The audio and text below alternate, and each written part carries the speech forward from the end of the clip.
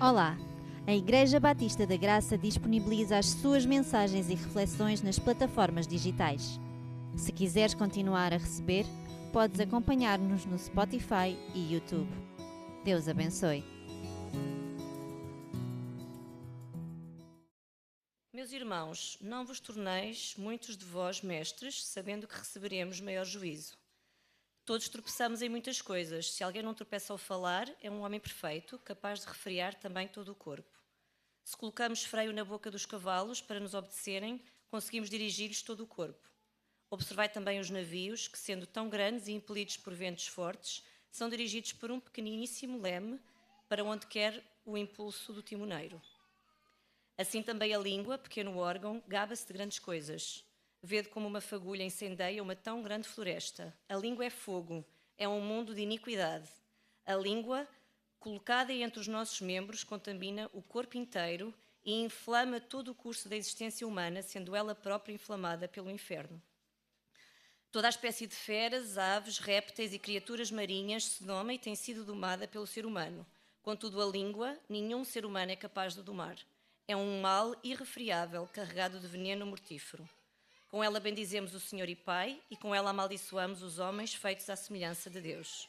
Da mesma boca procede bênção e maldição. Meus irmãos, isto não deve ser assim.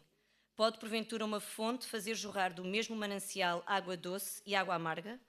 Pode, meus irmãos, uma figueira produzir azeitonas ou uma videira produzir figos? Uma fonte de água salgada não pode dar água doce.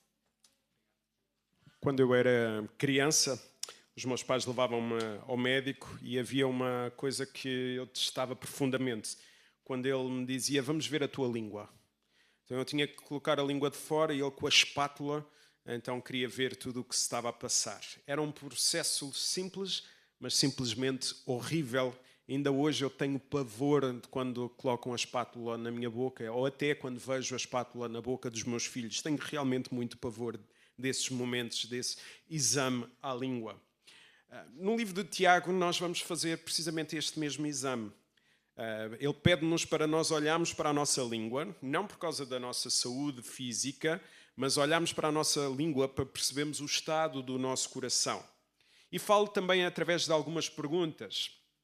Possivelmente também pode não ser um exame fácil, um exame que nós vamos gostar de fazer. Mas as perguntas que saltam deste texto é: quando é que foi a última vez que a minha boca me traiu? Que marcas é que eu deixei na semana passada com aquilo que eu disse? A minha língua tem aproximado alguém de Cristo? Ou apenas tem mostrado o meu cansaço, o meu desconsolo?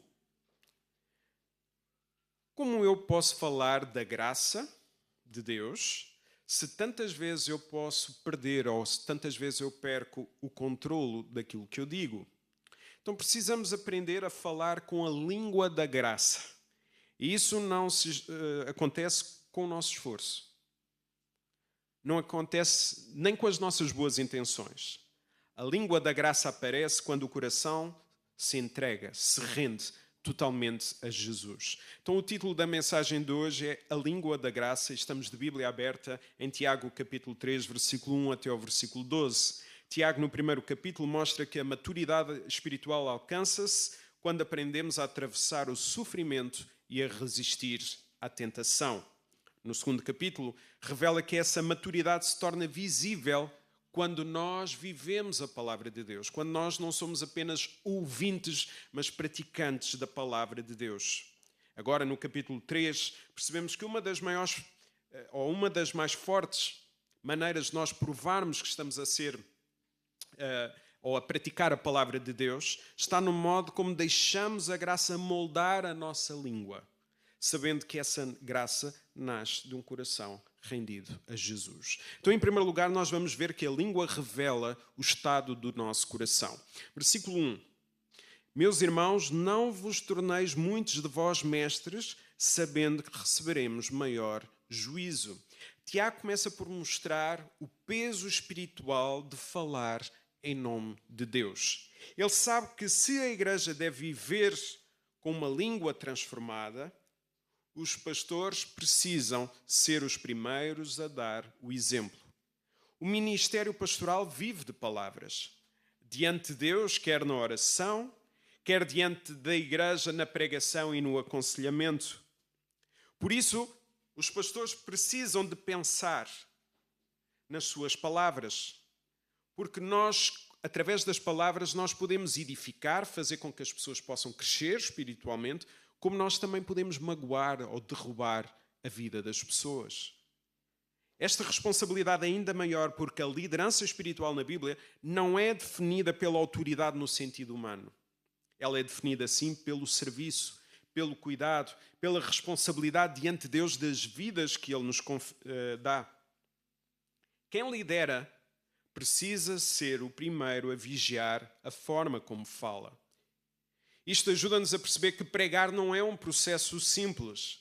E isto não se resume às horas de estudo ou às horas de preparação para o sermão. Há um peso espiritual que acompanha quem está no púlpito a pregar a palavra de Deus. Há semanas em que sinto isso de forma mais forte e quase sempre depois de pregar eu fico completamente exausto, derrubado mesmo. A tarde de domingo então costuma ser um tempo duro para mim e também para a minha família e eu fico mesmo de cara fechada. Aí é que eu fico de cara fechada, porque o corpo e o coração precisam descomprimir depois de uma luta intensa espiritualmente. Hebreus 13:17 também nos lembra que os pastores irão prestar contas das vidas que Deus lhes confiou. Esta consciência pesa. Por isso, eu, como vosso pastor, preciso das vossas orações mais do que possam imaginar.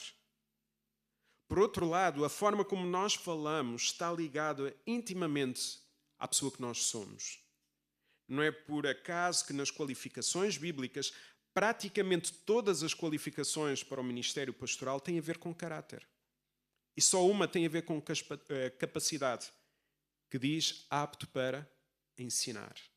E às vezes nós queremos mais o apto para ensinar, esquecemos do caráter. E o caráter é tão importante como a aptidão para ensinar.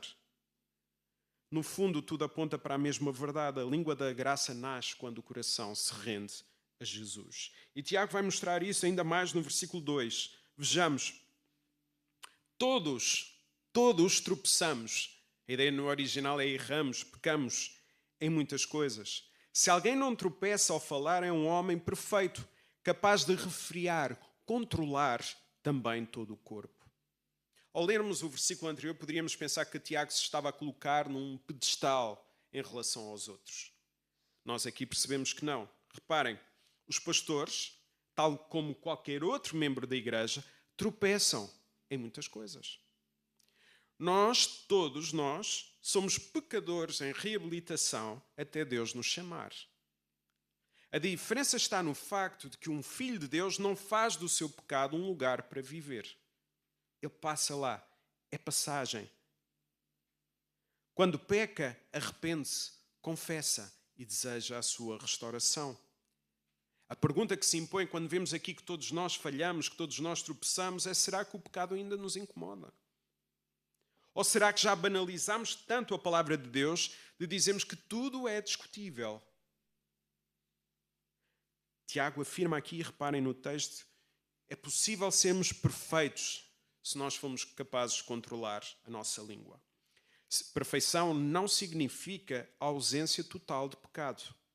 Se fosse esse sentido, quem controla a sua língua, quem fala pouco, as pessoas mais tímidas estariam mais perto da perfeição do que alguém que fala muito.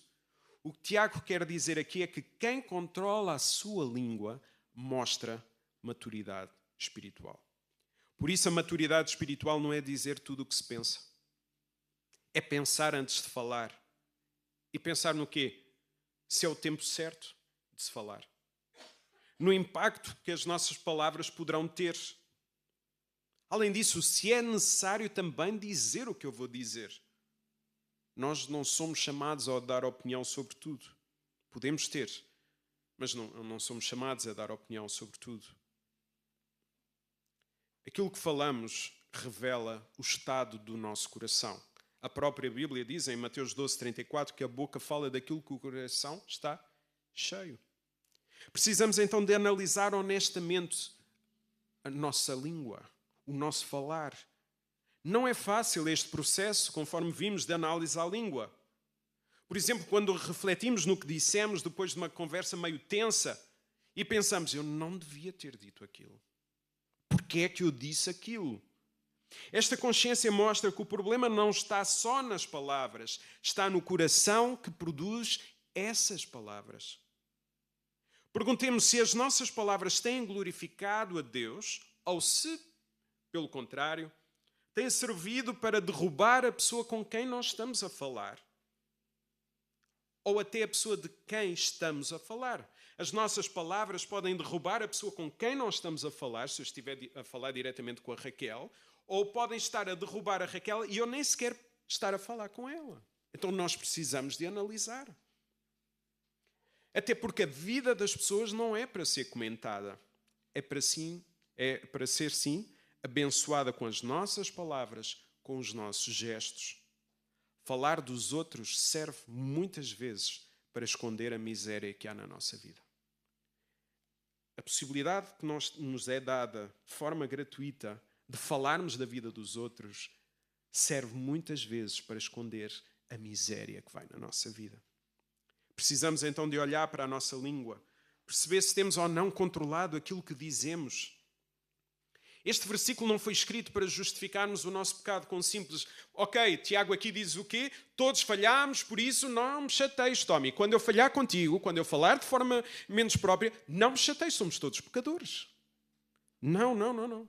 Esse texto não foi escrito para isso. Este texto foi escrito para nos levar a pensar e a dizer, eu pequei.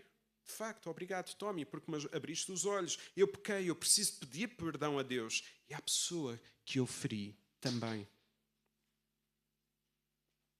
Teremos nós o desejo sincero de ver a nossa língua transformada? Ou estamos demasiadamente confortáveis com quem nós somos? Efésios 4, 29. Não saia da vossa boca nenhuma palavra torpe, mas só a que for boa para o crescimento espiritual daqueles que a ouvem, conforme as suas necessidades, para dessa forma nós transmitirmos graça àqueles que ouvem a palavra. Por isso a pergunta, tem havido graça nas nossas palavras? A língua nasce. A língua da graça nasce quando o coração se rende e se rende totalmente a Jesus. E se a língua mostra quem somos, Tiago leva-nos agora a perceber o que ela é capaz de fazer através de 3 imagens muito fortes. Então, em primeiro lugar, nós vimos que a língua revela o estado do nosso coração. Em segundo lugar, nós vamos ver que a língua tem poder. Vamos ver isso no versículo 3. Se colocamos freio na boca dos cavalos para nos obedecerem, conseguimos dirigir-lhes todo o corpo. Não sei se alguém aqui já andou a cavalo. Estive quase para falar com a Catarina, a filha da Arinda, para ela me ajudar neste processo. Mas é impressionante perceber que basta um pequeno freio na boca do cavalo para nós conseguirmos controlar um animal forte. Com um simples movimento, nós conseguimos indicar para onde ele deve ir. Para a esquerda, para a direita, para parar ou para ele andar. Controlamos a boca, nós controlamos tudo no cavalo. E para reforçar esta ideia, Tiago dá-nos ainda uma imagem muito mais clara. Versículo 4. Observai também os navios, que sendo tão grandes e impelidos por ventos fortes, são dirigidos por um pequeníssimo leme, para onde quer que o impulso, a ideia do desejo, vontade do timoneiro. Tiago mostra-nos aqui que um pequeno leme consegue guiar um barco enorme, mesmo quando os ventos sopram com força. A imagem é simples. Algo pequeno pode determinar o rumo de algo gigantesco.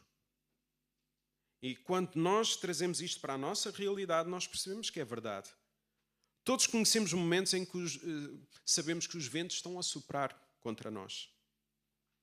Todos temos momentos em que situações nos empurram para baixo, momentos em que nos irritam.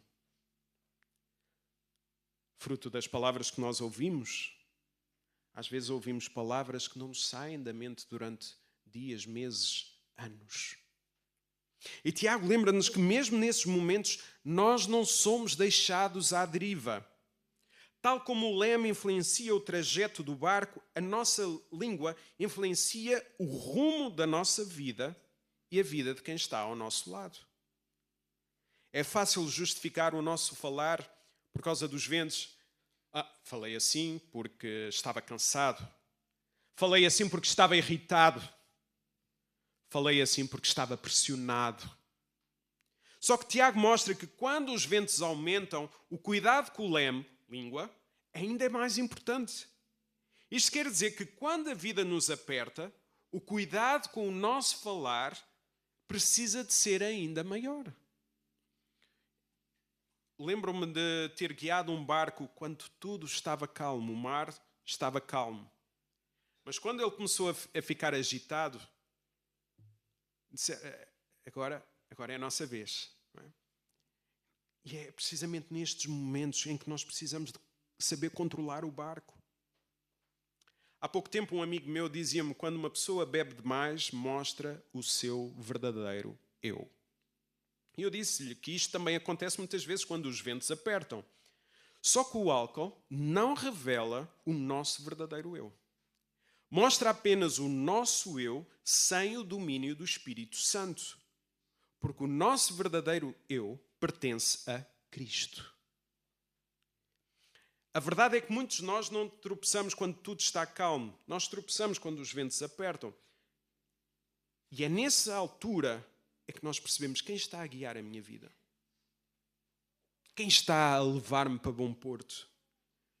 Se somos nós, se são as circunstâncias ou se é Deus. Deus usa as situações duras da nossa vida para nos aproximar dele. E isso só acontece quando nós nos rendemos diante dele. E é aqui que nós voltamos ao que Tiago tem mostrado desde o início. Quando o coração se rende ao Senhor, o nosso falar deixa de ser guiado pelos ventos e passa a ser guiado por Deus. No versículo 5 vemos ainda mais uma imagem que mostra de forma clara o poder da língua. Versículo 5 e 6. Assim também a língua, pequeno órgão, gaba-se, gloria-se de grandes coisas. Vede como uma fagulha incendeia uma tão grande floresta, selva. A língua é fogo, é um mundo de iniquidade. A língua coloca entre os nossos membros, contamina o corpo inteiro, inflama todo o curso da existência humana, sendo ela própria inflamada pelo inferno. A maior parte dos incêndios começa com algo tão simples como uma pequena fagulha. Em poucos minutos, aquilo que parecia insignificante cresce e devora tudo à volta, destrói tudo. E depois, demora muito tempo, até voltarmos a ver a paisagem que antes existia, se é que alguma vez isso acontece. Tiago usa esta imagem dos fogos para nos mostrar que a língua funciona da mesma forma. Uma palavra dita sem cuidado pode incendiar relacionamentos. Uma palavra pode quebrar amizades. Pode afastar os nossos irmãos. Pode destruir confiança.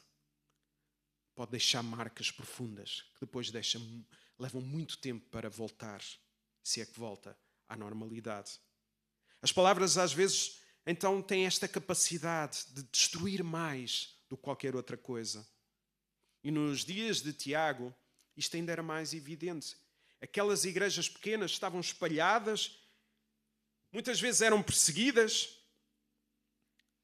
mas o que acontecia na verdade às igrejas é que elas podiam ser destruídas não por soldados romanos, mas estavam a destruir as pessoas precisamente por palavras que eram ditas dentro da própria igreja. Ou seja, aquilo que estava a destruir a igreja não era a perseguição. Eram as palavras que as pessoas diziam umas às outras.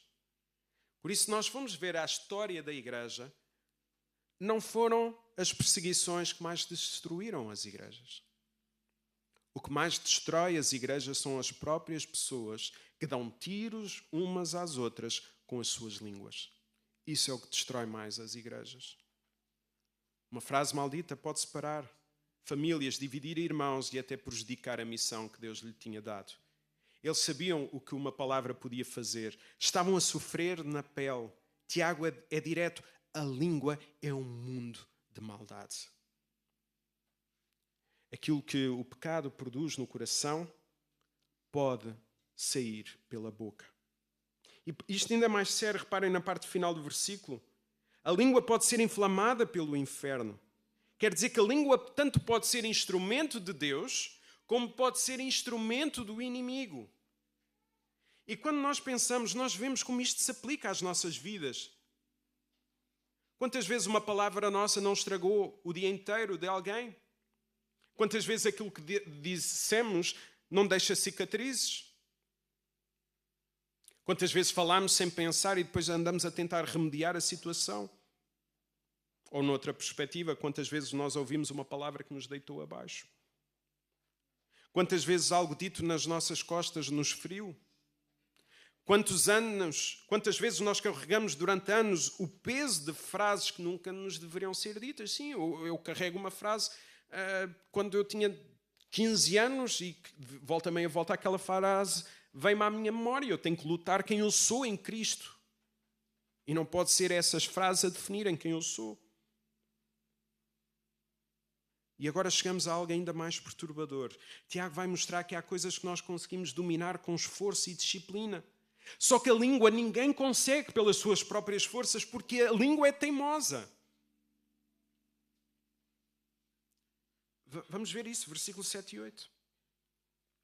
Toda a espécie de feras, aves, répteis e criaturas marinhas se doma e tem sido domada pelo ser humano. Contudo, a língua nenhum ser humano é capaz de domar. É um mal irrefriável, carregado de veneno mortífero. Há aqui um enorme contraste nestes dois versículos. O ser humano consegue dominar animais selvagens e criaturas poderosas, mas não consegue dominar a sua própria língua. Tiago chega a dizer que a língua é carregada com veneno mortífero. Em Salmos nós podemos ver, e até há um livro com esse título, Peçonha de Áspides. E basta olharmos então à nossa volta para perceber que isto é verdade.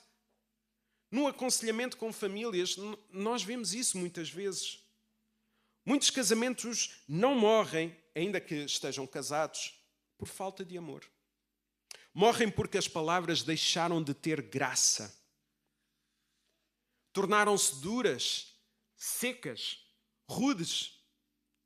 Há casamentos a morrer lentamente, não por falta de sentimentos, mas por causa do poder destrutivo da língua. E noutros casos também há casamentos a morrer pela ausência de palavras. O silêncio também fere. Quando falta graça no falar, falta vida no relacionamento. E por causa disto nós não devemos pensar que controlar a língua é uma coisa menor. Não, possivelmente é a coisa mais importante que nós temos. Estas três imagens que Tiago nos dá mostram a importância de termos uma língua marcada pela graça. Mostram que a transformação do nosso falar começa no nosso coração, porque só um coração rendido a Deus gera uma língua da graça. Mostram também que a língua tem poder para construir ou destruir, para sarar ou ferir, para cuidar ou envenenar uma relação.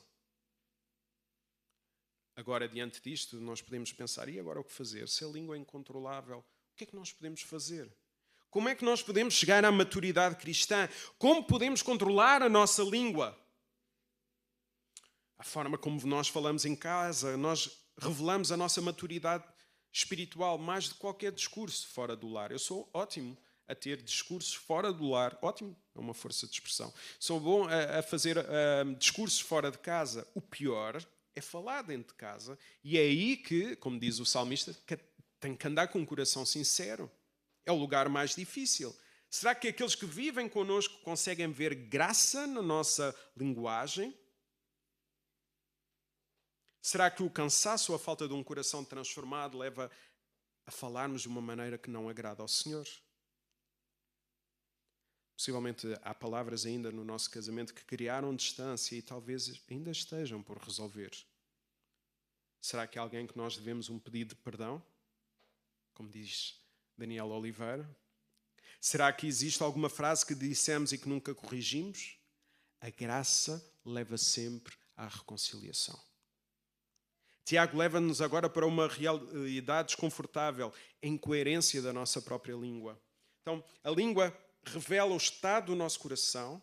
Vimos, em segundo lugar, que a língua tem poder. Em terceiro lugar, a língua revela a nossa incoerência. Versículo 9 até o versículo 12. Com ela nós bendizemos, louvamos o Senhor e Pai, e com ela amaldiçoamos, causamos dano, os homens feitos à semelhança de Deus. Versículo 10. Da mesma boca procede bênção, a ideia de crescer espiritualmente, e maldição, a ideia de derrotar. Meus irmãos, isto não deve ser assim. Pode, porventura, uma fonte fazer jorrar do mesmo manancial água doce, fresca, e água amarga? Versículo 12. Pode, meus irmãos, uma figueira produzir azeitonas ou uma videira produzir figos? Uma fonte de água salgada não pode dar água doce. Nestes versículos vemos algo muito bonito e muito forte. Mesmo a confrontar a igreja, Tiago fala com graça. Repara, em 3 versículos, ele usa 2 vezes a expressão meus irmãos. O que é que isto mostra? Que ele corrige a igreja, que ele admoesta a igreja, mas fala sempre com amor. Meus irmãos. E nós não podemos perder esta capacidade. Não há forma de separar a verdade do amor. As duas sempre caminham juntas, ou as duas devem sempre caminhar juntas, a verdade e o amor. Tiago não escreve como um moralista. Eu sou muito bom, vocês não valem nada. Não, ele também já tinha admitido que falhava. Por isso é que não perde a capacidade de falar em amor. Porque nós, às vezes, perdemos a capacidade de falar em amor porque não temos a noção que nós também pecamos. E como Tiago diz, eu peco, então ele fala com amor. Por isso, quando chama os crentes de incoerentes, ele está a incluir-se a ele mesmo. Sim, somos incoerentes quando louvamos ao Senhor e logo a seguir ao culto nós falamos mal de alguém. Somos incoerentes quando cantamos que Deus é amor e depois ignoramos ou desprezamos, ou ferimos irmãos feitos à imagem de Deus. Somos incoerentes quando louvamos, é bom estarmos juntos e depois passo pela Arinda e vou assim de lado. Pode ser que ela não me veja. O Mateus, faço mesmo cara feia para ele perceber que eu não estou satisfeito. Isso está em incoerência. A nossa incoerência então aparece quando da mesma boca saem palavras que levantam e palavras que derrubam. O mesmo coração podem sair palavras de bênção e maldição. É isto que estes versículos nos mostram. Uma língua que abençoa e fere. Uma fonte que mistura água fresca e amarga. Uma figueira que já não sabe o que dar. Um coração que está dividido. A esta altura, podem estar a pensar, Jonatas, tu trouxeste uma mensagem de fracasso. Não é possível controlar o incontrolável. Parece impossível, então, nós temos uma língua dominada pela graça. E quero-vos dizer o seguinte, é impossível. É impossível nós dominarmos a nossa língua se isto depender de nós. É impossível nós controlarmos as nossas palavras se for só na nossa força. Contudo, ao olharmos para a Bíblia, vemos que, de facto, o nosso falar falhou. Mas houve alguém cujo falar nunca falhou. Quem? Mais alto. Jesus. Foi o único que teve uma língua sempre cheia de graça e sempre alinhada com a vontade do Pai. É o que nós vemos em 1 Pedro 2,23. Cristo sofreu no nosso lugar, deixando-nos exemplo para seguirmos os seus passos. Ele não cometeu pecado e nenhum engano se achou na sua boca, na sua língua. Quando foi ultrajado, não respondeu. Quando foi maltratado, não ameaçou. E entregava-se àquele, Deus, que julga com justiça. Jesus tinha assim uma língua perfeita, uma língua cheia de graça, porque o seu coração estava totalmente rendido ao Pai. Isso vê-se de forma profunda na cruz. Quando Jesus, numa única só palavra, no original, no grego é uma só palavra, mas marcou a história do cristianismo para sempre. Uma palavra que significava que tudo estava completo, que nada ficava por pagar, que a obra estava terminada. Uma expressão dita no momento certo, quando Jesus virou-se e disse: está consumado, está pago. E é aqui que nós começamos a encontrar a resposta que nós procuramos. Se a nossa língua está fora do controle, é porque o nosso coração está sem direção. Porque o nosso coração ainda não se rendeu a Deus. A direção certa não nasce na nossa força. Ela vem de Cristo. A solução para a língua ser melhorada não nasce de nós escrevemos, vou criar agora 5 pontos. Vou tal. E agora o que é que eu faço? Deixa-me ver. Não nasce disso, não nasce de regras. A solução para a língua, se for sempre pelas regras, vai falhar. A solução nasce quando o coração se rende a Cristo. Quando Cristo reina no coração, a língua começa a revelar graça. Tiago revela o problema. Jesus traz a solução. Porque Ele fez a obra que nós nunca conseguiríamos. O que é impossível ao ser humano, Jesus torna possível pela graça. A verdade é simples e profunda e temos visto ao longo do sermão. A língua muda quando o coração se rende a Jesus. A transformação começa em Jesus, continua em Jesus e termina em Jesus. Quando Cristo reina no coração, a graça começa a aparecer no nosso falar. Talvez hoje seja um dia de rendição verdadeira. Um dia que, após a análise à nossa língua, e de facto às vezes é desconfortável, um dia em que nós podemos dizer: Senhor, toma o meu coração. Toma o meu coração. Eu quero que a minha língua fale com a tua graça. Só assim nós poderemos ver graça na nossa igreja, nos nossos casamentos, nos nossos relacionamentos. Que Deus nos abençoe. Amém?